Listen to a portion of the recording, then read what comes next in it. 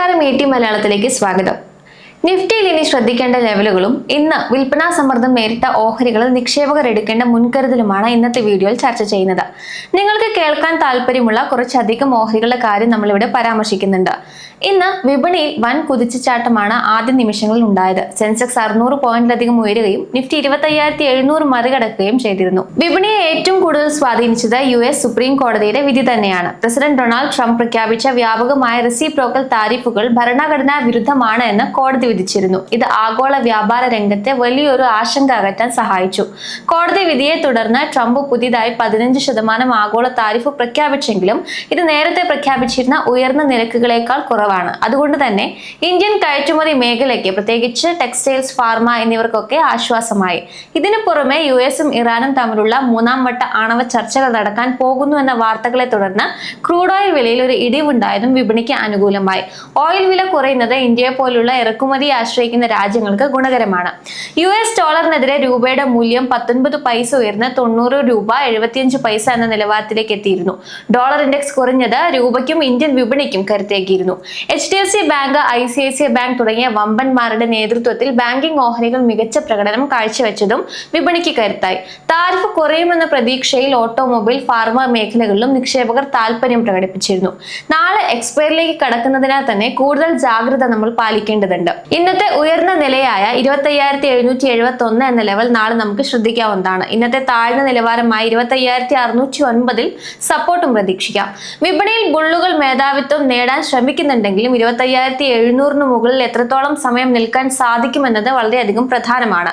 Nifty 25,700 മുകളിൽ സ്ഥിരതയാർജിച്ചാൽ അടുത്ത ലക്ഷ്യം 25,880, 25,900 എന്ന മേഖലയിലായിരിക്കും. നിലവിൽ 25,750, 25,770 മേഖലയിൽ ചെറിയ തടസ്സങ്ങൾ അനുഭവപ്പെടുന്നുണ്ട്. ഇത് മറികടന്നാൽ 26,000 എന്ന സൈക്കോളജിക്കൽ ലെവലിലേക്ക് വിപണിക്ക് പെട്ടെന്ന് എത്താൻ സാധിക്കും. താഴോട്ട് എത്തുകയാണെങ്കിൽ 25,600, അതിനുശേഷം 25,450 എന്നിവയാണ് പ്രധാനമായും നമ്മൾ ശ്രദ്ധിച്ചിരിക്കേണ്ട സപ്പോർട്ട് നിലവാരങ്ങൾ. വിപണിയിൽ ഒരു നേട്ടം പ്രകടമായെങ്കിലും വിൽപ്പനാ സമ്മർദ്ദം നേരിട്ട കുറച്ചധികം ഓഹരികൾ നിക്ഷേപകർ ഇന്ന് കണ്ടിട്ടുണ്ടാവും. IDFC ഫസ്റ്റ് ബാങ്ക് തന്നെയാണ് ഇന്ന് ഏറെ ചർച്ചയായത്. ഓഹരിയിൽ എന്താണ് നിക്ഷേപകർ ചെയ്യേണ്ടത് എന്നതിനെ കുറിച്ച് വിശദമായി തന്നെ നമ്മൾ രാവിലെ സംസാരിച്ചിരുന്നു. കാണാത്തവർക്ക് വീഡിയോ കാണാവുന്നതാണ്. ഈ തട്ടിപ്പുമായി ബന്ധപ്പെട്ട് ഉയർന്നു വന്ന മറ്റൊരു bank AU small finance bank തന്നെയായിരുന്നു. തട്ടിപ്പ് നടന്നെന്ന സംശയത്തെ തുടർന്ന് ഹരിയാന സർക്കാർ AU സ്മോൾ ഫിനാൻസ് ബാങ്കിനെ തങ്ങളുടെ ഔദ്യോഗിക ഇടപാടുകളിൽ നിന്ന് ഒഴിവാക്കിയെന്ന അപ്ഡേറ്റ്സ് ആണ് പുറത്തു വന്നത്. ഇതിനെ തുടർന്ന് ഇന്ന് ബാങ്കിന്റെ ഓഹരി വില 968 രൂപയിലേക്ക് താഴ്ന്നു. ഹരിയാന സർക്കാർ തങ്ങളുടെ ഇടപാടുകളിൽ നിന്ന് AU സ്മോൾ ഫിനാൻസ് ബാങ്കിനെ ഒഴിവാക്കിയെങ്കിലും പ്രമുഖ ബ്രോക്കറേജ് സ്ഥാപനമായ ജെഫ്രീസ് ബാങ്കിന് ബൈ റേറ്റിംഗ് എന്ന് തന്നെയാണ് നിലനിർത്തിയിരിക്കുന്നത്. 1220 എന്ന ടാർഗറ്റ് പ്രൈസ് ആണ് ജെഫ്രീസ് നൽകിയിരിക്കുന്നത്. ഇതിനായി അവർ നൽകുന്ന 5 പ്രധാന കാരണങ്ങൾ പറയുന്നുണ്ട്. ഒന്നാമതായി, ഹരിയാന സർക്കാരുമായി ബന്ധപ്പെട്ട ഇടപാടുകളിൽ ബാങ്കിന് സാമ്പത്തിക നഷ്ടമോ തട്ടിപ്പോ നടന്നതായി പ്രാഥമിക അന്വേഷണത്തിൽ കണ്ടെത്തിയിട്ടില്ല. ബാങ്കിന്റെ മൊത്തത്തിലുള്ള ബിസിനസിനെ ഇത് കാര്യമായി ബാധിക്കില്ല എന്ന് ജെഫ്രീസ് വിലയിരുത്തുന്നുണ്ട്. സർക്കാർ അക്കൗണ്ടുകളും കസ്റ്റമർ അക്കൗണ്ടുകളും തുറന്നത് ബാങ്കിന്റെ ആഭ്യന്തര നയങ്ങൾക്കും KYC മാനദണ്ഡങ്ങൾക്കും വിധേയമായാണ്. ഇതിന് ആവശ്യമായ എല്ലാ രേഖകളും ഓഡിറ്റ് ട്രയലുകളും ബാങ്കിന്റെ പക്കലുണ്ട്. വിവാദമായ പണമിടപാടുകൾ എല്ലാം തന്നെ ബന്ധപ്പെട്ട സർക്കാർ വകുപ്പിന്റെ നിർദ്ദേശപ്രകാരവും അനുമതിയോടെയുമാണ് നടന്നിട്ടുള്ളത്. ബാങ്കിന്റെ ഭാഗത്ത് നിന്ന് നിയമവിരുദ്ധമായ ഒന്നും സംഭവിച്ചിട്ടില്ല എന്ന് ജെഫ്രീസ് റിപ്പോർട്ടിൽ വ്യക്തമാക്കുന്നുണ്ട്. ഹരിയാന സർക്കാരിന്റെ ഭാഗത്ത് നിന്നുള്ള നിക്ഷേപം ബാങ്കിന്റെ മൊത്തം നിക്ഷേപത്തിന്റെ വെറും 0.4% മാത്രമാണ്. അതുകൊണ്ട് തന്നെ ഈ നിക്ഷേപം പിൻവലിച്ചാലും ബാങ്കിന്റെ ലിക്വിഡിറ്റി അത് ബാധിക്കില്ല എന്ന് ജെഫ്രീസ് പറയുന്നു. നിലവിലെ സംഭവ വികാസങ്ങൾ ബാങ്കിന്റെ അടിസ്ഥാനപരമായ കരുത്തിനെ ബാധിക്കില്ലെന്ന് കണ്ടാണ് ജെഫ്രീസ് തങ്ങളുടെ ബൈ റേറ്റിംഗ് നിലനിർത്തിയതും 1220 രൂപ എന്ന ടാർഗറ്റ് പ്രൈസ് നൽകിയതും. ബാക്കിയുള്ള ഓഹരികളിൽ എടുക്കേണ്ട ഒരു സ്റ്റാൻസ് കൂടി നോക്കാം. ഓല ഇലക്ട്രിക് ഓഹരി വില സർവകാല റെക്കോർഡ് താഴ്ചയായ 25 രൂപയിലേക്ക് എത്തിയിരുന്നു. IT മേഖലയിൽ പ്രതിസന്ധികൾക്കിടയിൽ വിപ്രോയുടെ ഓഹരി ഇന്ന് 204 രൂപ എന്ന 52 ആഴ്ചയിലെ താഴ്ന്ന നിലയിലേക്ക് എത്തി. ഈ വർഷം മാത്രം വിപ്രോയുടെ ഓഹരികൾ 22% ഇടിഞ്ഞിട്ടുണ്ട്.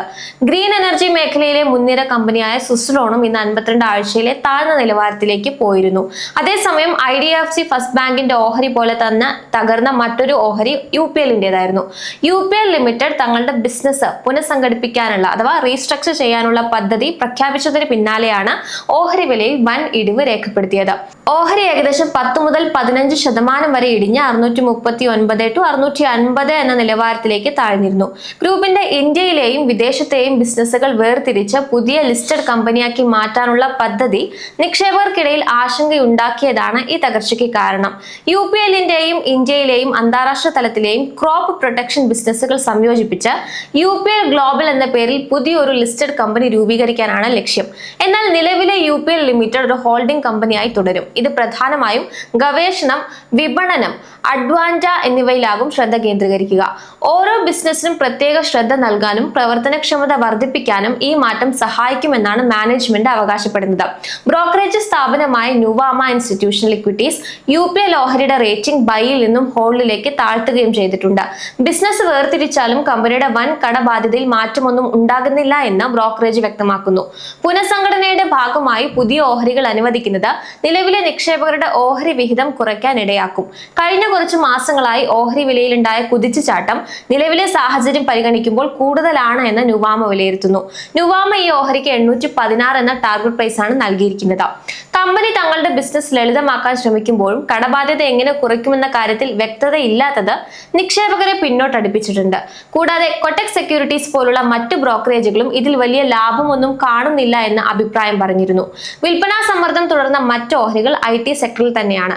TCS, ഇൻഫോസിസ്, വിപ്രോ എന്നിവയുടെ ഓഹരി വിലയിൽ 33% വരെ ഇടിവുണ്ടാകുമെന്ന് പ്രമുഖ ബ്രോക്കറേജ് സ്ഥാപനമായ ജെഫ്രീസ് മുന്നറിയിപ്പ് നൽകിയതാണ് ഇന്നത്തെ വിൽപ്പനാ സമ്മർദ്ദത്തിന്റെ ആക്കം കൂട്ടിയത്. ഇതോടെ IT സൂചിക 2% ഇടിഞ്ഞു. IT കമ്പനികളുടെ റേറ്റിംഗും ടാർഗറ്റ് പ്രൈസും ജെഫ്രീസ് വെട്ടിക്കുറച്ചതാണ് ഈ തകർച്ചയ്ക്ക് കാരണം. ആർട്ടിഫിഷ്യൽ ഇന്റലിജൻസ് ഈ മേഖലയിൽ വരുത്തുന്ന മാറ്റങ്ങളാണ് ജെഫ്രീസ് പ്രധാനമായും ചൂണ്ടിക്കാണിക്കുന്നത്. TCS ഓഹരിയുടെ റേറ്റിംഗ് അണ്ടർ പെർഫോമിലേക്ക് താഴ്ത്തി. ടാർഗറ്റ് പ്രൈസ് 2350 ആയി കുറച്ചു. ഇത് നിലവിലെ വിലയിൽ നിന്നും 33% ഇടിവാണ് സൂചിപ്പിക്കുന്നത്. ഇൻഫോസിസിന്റെ റേറ്റിംഗ് ഹോൾഡിലേക്കാണ് താഴ്ത്തിയത്. ടാർഗറ്റ് പ്രൈസ് 1290 രൂപയെ കുറയ്ക്കുകയും ചെയ്തു. 31% ഇടിവാണ് പ്രതീക്ഷിക്കുന്നത്. HCL ടെക് ഓഹരിയുടെ റേറ്റിംഗ് ഹോൾഡിംഗിലേക്ക് താഴ്ത്തി. ടാർഗറ്റ് പ്രൈസ് 1390 ആയി കുറച്ചു. അതായത് 26% ഇടിവ് എക്സ്പെക്ട് ചെയ്യുന്നുണ്ട്. വിപ്രോ ഓഹരിക്ക് അണ്ടർ പെർഫോം എന്ന റേറ്റിംഗ് ആണ് നിലനിർത്തുന്നത്. ടാർഗറ്റ് പ്രൈസ് 180 ആയിട്ടും കുറച്ചിട്ടുണ്ട്. അതായത് 18% ഇടിവാണ് ബ്രോക്കറേജ് പ്രതീക്ഷിക്കുന്നത്. ആർട്ടിഫിഷ്യൽ ഇന്റലിജൻസ് IT ബിസിനസ് മോഡലിനെ അടിമുടി മാറ്റുകയാണ്. ദീർഘകാലത്തേക്കുള്ള മെയിന്റനൻസ് കരാറുകൾ കുറയുകയും കൺസൾട്ടിംഗ് പോലുള്ള ഹ്രസ്വകാല പ്രൊജക്ടുകൾ കൂടുകയും ചെയ്യും. ഇത് വരുമാനത്തിൽ അനിശ്ചിതത്വം ഉണ്ടാക്കും. ഈ മാറ്റങ്ങൾ IT കമ്പനികളുടെ ലാഭക്ഷമതയെയും ഏർണിംഗ്സ് പെർ ഷെയറിനെയും ബാധിക്കുമെന്ന് ജെഫ്രീസ് കരുതുന്നു. അവർ പല കമ്പനികളുടെയും EPS എസ്റ്റിമേറ്റ് 1 മുതൽ 4% വരെ വെട്ടിക്കുറച്ചു. ആഗോള കമ്പനിയായ അക്സെഞ്ചറിനെ അപേക്ഷിച്ച് ഇന്ത്യൻ IT കമ്പനികൾക്ക് ഇപ്പോൾ ഉയർന്ന വാല്യുവേഷൻ ആണുള്ളത്. എന്നാൽ അവരുടെ വരുമാന വളർച്ച അത്രത്തോളം കാണുന്നില്ല എന്നും ബ്രോക്കറേജ് അഭിപ്രായപ്പെടുന്നുണ്ട്. IT ഓഹരികൾ ഈ വർഷം ഇതിനോടകം തന്നെ 14% ഇടിഞ്ഞിട്ടുണ്ട്. എങ്കിലും ഇനിയും വില കുറയാനുള്ള സാധ്യതയാണ് ജെഫ്രീസ് കാണുന്നത്. തുടക്കത്തിൽ സൂചിപ്പിച്ച സുസ്ലോൺ എനർജി ഓഹരിയുടെ കാര്യം കൂടി നോക്കാം. ഇന്ന് ഓഹരി അതിന്റെ 52 ആഴ്ചയിലെ ഏറ്റവും താഴ്ന്ന നിലയിലേക്ക് എത്തിയിരുന്നു. ഓഹരി വില ഏകദേശം 44 രൂപ നിലവാരത്തിലാണ് വ്യാപാരം നടത്തിയത്. ഇത് അതിന്റെ ഒരു വർഷത്തെ ഏറ്റവും ഉയർന്ന വിലയായ 86 രൂപയിൽ നിന്ന് ഏകദേശം 50% താഴെയാണ്. പ്രധാന കാരണം ഓർഡറുകൾ നടപ്പാകുന്നതിൽ നേരിടുന്ന കാലതാമസം തന്നെയാണ്. ഓർഡറുകൾ ധാരാളം ഉണ്ടെങ്കിലും ഭൂമി ഏറ്റെടുക്കൽ, ഗ്രിഡ് കണക്ടിവിറ്റി പ്രശ്നങ്ങൾ എന്നിവ കാരണം പദ്ധതികൾ പൂർത്തിയാക്കാൻ കാലതാമസം നേരിടുന്നത് നിക്ഷേപകരിൽ ആശങ്കയുണ്ടാക്കുന്നുണ്ട്. മാത്രമല്ല കമ്പനിയുടെ മൂന്നാം പാദ ഫലം പ്രതീക്ഷിച്ച നിലവാരത്തിൽ എത്താത്തതും ലാഭത്തിൽ ഇടിവുണ്ടായതും സെല്ലിംഗ് പ്രഷർ വർദ്ധിപ്പിച്ചു. ഓഹരി അതിന്റെ പ്രധാന സപ്പോർട്ട് ലെവലായ 46 രൂപ തകർത്ത് കൂടുതൽ ഇടിവിലേക്ക് വഴിയൊരുക്കി. നിലവിൽ എല്ലാ പ്രധാന മൂവിംഗ് ആവറേജുകൾക്കും താഴെയാണ് ഓഹരി. മിക്ക ബ്രോക്കറേജ് സ്ഥാപനങ്ങളും ഓഹരിയിൽ ഇപ്പോഴും വിശ്വാസം പ്രകടിപ്പിക്കുന്നുണ്ടെങ്കിലും ടാർഗറ്റ് പ്രൈസ് കുറച്ചിട്ടുണ്ട്. ജയം ഫിനാൻഷ്യൽ ഓഹരി വാങ്ങാൻ നിർദ്ദേശിക്കുന്നുണ്ട്. എന്നാൽ ലക്ഷ്യവില 81 രൂപയിൽ നിന്നും 64 രൂപയ്ക്ക് കുറച്ചു. നുവാമ ഇക്വിറ്റീസ് വാങ്ങാൻ നിർദ്ദേശിക്കുന്നുണ്ട്. എന്നാൽ ടാർഗറ്റ് വില 55 രൂപയിലേക്കും കുറച്ചു. മോത്തിലാൽ ഒസ്വാൾ ലക്ഷ്യവില 74 രൂപയായിട്ടാണ് നിശ്ചയിച്ചിരിക്കുന്നത്. അതേസമയം ചില സാങ്കേതിക വിദഗ്ധർ വില 41 വരെ താഴാൻ സാധ്യതയുണ്ട് എന്ന മുന്നറിയിപ്പും നൽകുന്നുണ്ട്. ഇപ്പോൾ നിക്ഷേപകർക്ക് അവസരമുണ്ടോ എന്ന് ചോദിച്ചാൽ ഓഹരി ഇപ്പോൾ ശക്തമായ തകർച്ചയിലായതിനാൽ വില കുറഞ്ഞതുകൊണ്ട് മാത്രം പെട്ടെന്ന് വാങ്ങുന്നത് റിസ്ക് ആണ്. 46 രൂപ നിലവാരത്തിന് മുകളിൽ ഓഹരി സ്ഥിരത കൈവരിക്കുന്നത് വരെ കാത്തിരിക്കുന്നത് തന്നെയാണ് ഉചിതം. ദീർഘകാല നിക്ഷേപകരെ സംബന്ധിച്ച് ഇന്ത്യയിലെ പുനരുപയോഗ ഊർജ്ജ മേഖലയുടെ വളർച്ചയും കമ്പനിയുടെ കടബാധ്യത കുറഞ്ഞതും ദീർഘകാലത്തേക്ക് അനുകൂല ഘടകങ്ങളാണ്. അതിനാൽ ചെറിയ അളവിൽ ഓഹരികൾ വാങ്ങുന്നത്, അതായത് SIP രീതിയിൽ പരിഗണിക്കാവുന്നതാണെന്നും അനലിസ്റ്റുകൾ വ്യക്തമാക്കുന്നുണ്ട്.